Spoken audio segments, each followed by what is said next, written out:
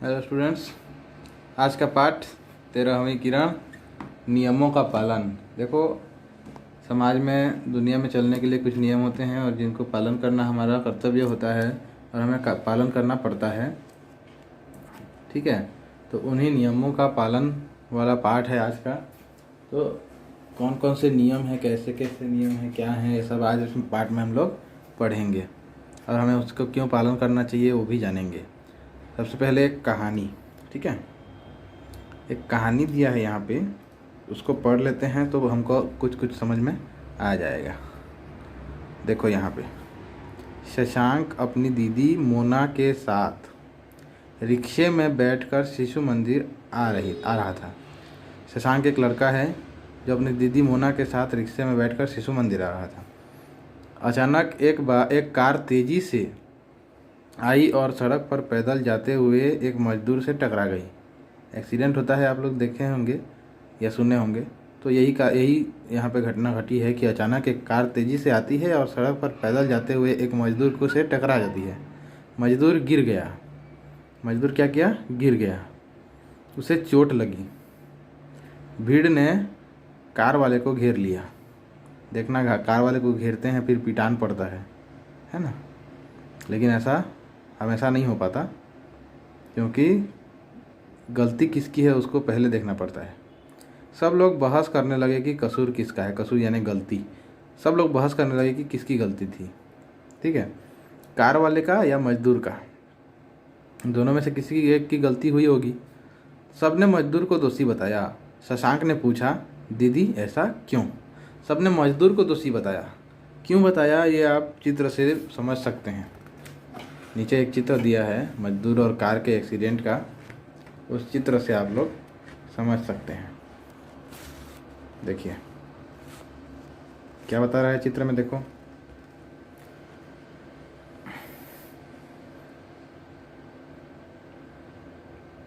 समझ में नहीं आया? चलो देखते हैं। मोना ने कहा सड़क पर हमेशा अपने बाईं ओर चलना चाहिए। बाईं ओर मतलब लेफ्ट, बाईं ओर चलना चाहिए। मजदूर दाईं ओर चल रहा था। तो यहाँ पे चित्र में देख सकते हो, ये हम अगर उधर से आएंगे, इधर से इधर आएंगे तो हमारा बायां साइड इधर होना चाहिए। तो ये मजदूर को इधर चलते रहना चाहिए, लेकिन ये मजदूर जो है इस साइड में चल रहा था। ठीक है, तो यही उसकी दीदी उसको समझाती है। इसलिए कसूर उसका ही था, उसका गलती था, क्योंकि वो गलत साइड पे चल रहा था। कार वाला तो सबसे आगे निकलने का काम है उसका, है ना। पैदल यात्रियों से आगे निकलेगा ना, तो वो इधर से काट के, इधर से अपने दाहिने तरफ से काट के निकलेगा, तो उसके रास्ते पे ये मजदूर आ गया था। ठीक है, आगे देखो क्या बोल रहे हैं। आपने देखा होगा कि सड़क के दोनों ओर कुछ संकेत रहते हैं। संकेत मतलब कुछ चिन्ह रहते हैं, कुछ लिखा हुआ रहता है, उसी को बोलते हैं संकेत। जैसे धीमी गति से चलें, धीरे चलें, धीमी गति यानी धीरे चलें। आगे सकरा पुल है, अंधा मोड़ है। सकरा पुल यानी कि जो चौड़ाई में कम होता है पुल, उसको बोलते हैं सकरा पुल। हाँ, जैसे दो कार जा रहा है लेकिन एक ही कार के जाने के लिए जगह है, सड़क उतना चौड़ा नहीं है, तो उसको बोलेंगे सकरा पुल।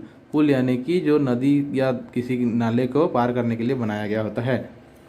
अंधा मोड़ यानी होता है इतना ज़्यादा मोड़ रहेगा कि सामने वाला कुछ दिखे ना, सामने से क्या आ रहा है ना दिखे, उसको बोलते हैं अंधा मोड़। ठीक है, क्या आपने सोचा कि ये संकेत क्यों रहते हैं?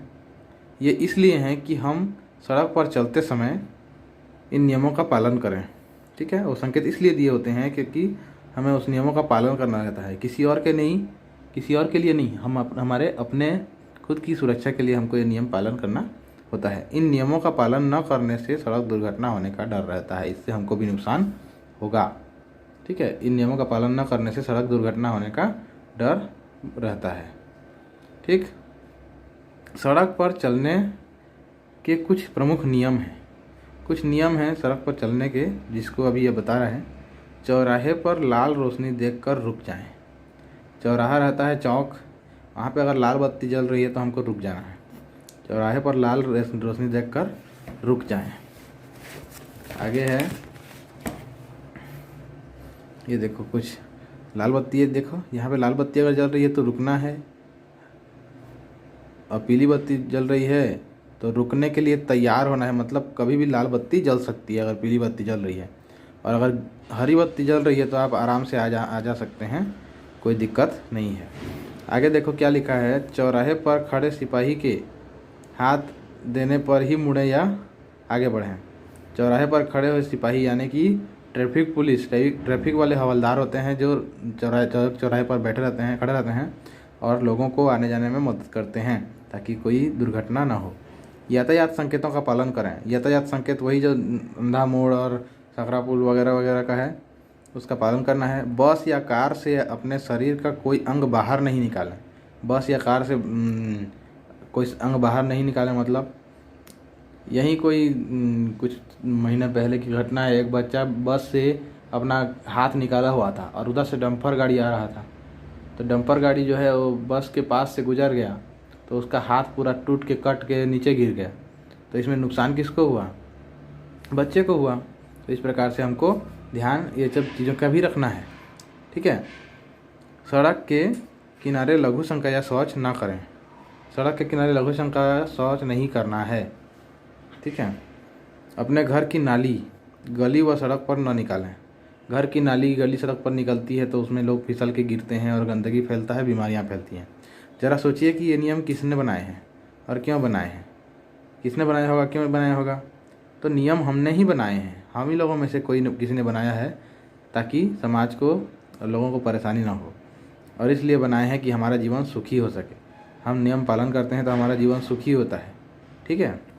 घर परिवार और दूसरे लोगों के साथ व्यवहार में पालन किए जाने वाले नियमों को शिष्टाचार कहते हैं। क्या कहते हैं? शिष्टाचार। माने घर परिवार और दूसरे लोगों से के साथ व्यवहार में पालन किए जाने वाले नियम शिष्टाचार कहलाते हैं। मतलब कैसे बात करना है, कैसे उनका सम्मान करना है, किस तरह से हम उसको व्यवहार देंगे, ये हम सब शिष्टाचार कहलाते हैं। शिष्टाचार का अर्थ है अच्छा आचरण करना। शिष्टाचार यानी अच्छा आचरण, अच्छा व्यवहार करना। जैसे चाय पानी पूछते हैं ना, मेहमान लोगों के लिए प्रणाम करते हैं, ये सब अच्छा आचरण कहलाते हैं। जैसे यहाँ पे कुछ सदाचार दिए हुए हैं, शिष्टाचार। शिष्टाचार के कुछ नियम इस प्रकार हैं। भोजन करते समय मौन रहना। खाना खाते समय मौन रहना एक नियम है। बड़ों को देखते ही उनका अभिवादन करना यानी प्रणाम करना।